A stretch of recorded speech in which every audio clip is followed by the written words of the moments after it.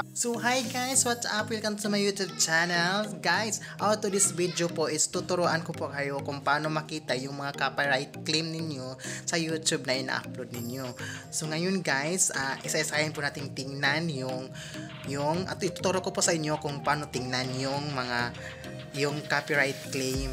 Asan ba nakikita yung copyright claim sa video ninyo? Paano ba makikita? So guys, para naman sa mga bago dyan,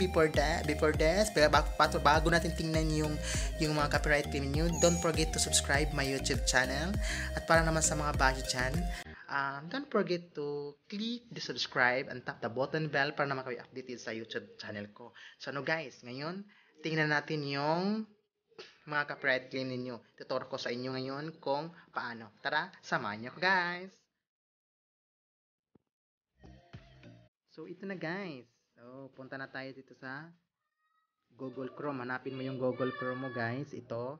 Pag makita mo yung Google Chrome mo, just click your Google Chrome. Then yung after dito, after mo maklik yung Google Chrome mo is may nakita kang YouTube. So, open mo yung YouTube.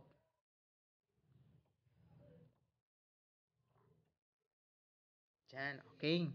Then, after that, mayroon kang nakikitang tatlong toldok sa taas. I-click mo yan.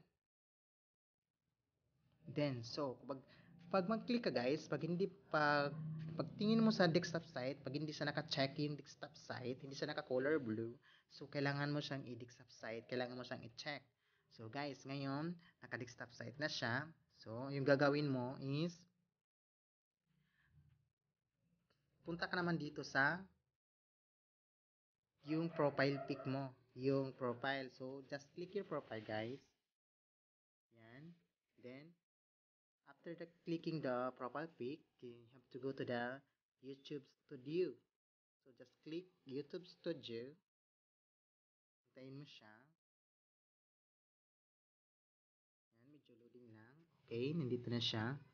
So, yung gagawin natin ngayon, isang purpose natin dito, guys, is tingnan yung mga copyright claim niyo kung saan makikita yung copyright claim. So, ngayon, yung mayroong video dyan, so, yung taas mo, sa kilid, tingnan mo guys, mayroon yung profile pic mo.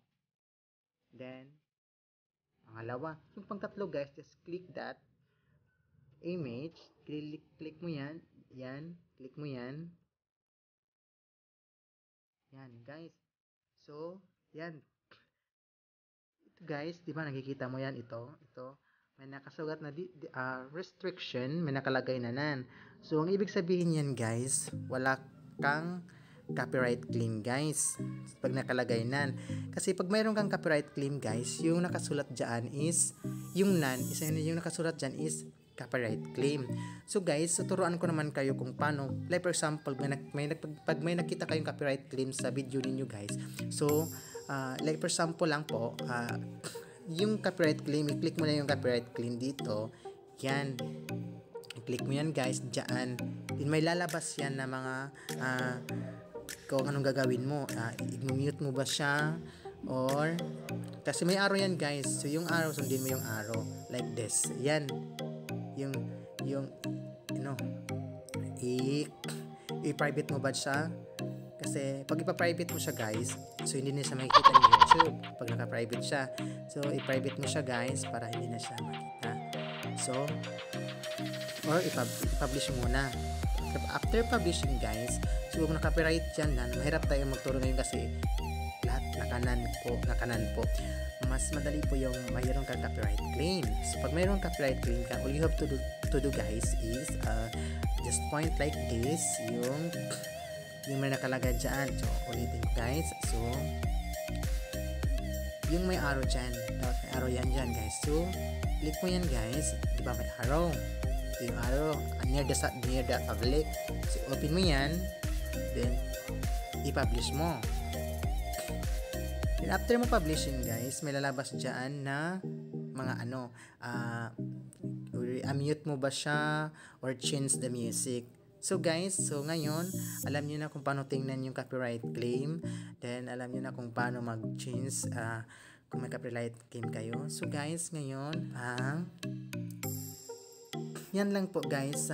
Thank you po for your cooperation at panonood ng aking YouTube channel. So, okay guys, that's all. Yan po yung lahat na video na itinuturo ko kung paano tingnan yung copyright claim ninyo guys. So guys, maging updated lang kayo sa aking mga video dun sa YouTube channel ko. Again, maraming salamat po. Then, don't forget to subscribe my YouTube channel. Then, maraming salamat po. Thank you and God bless.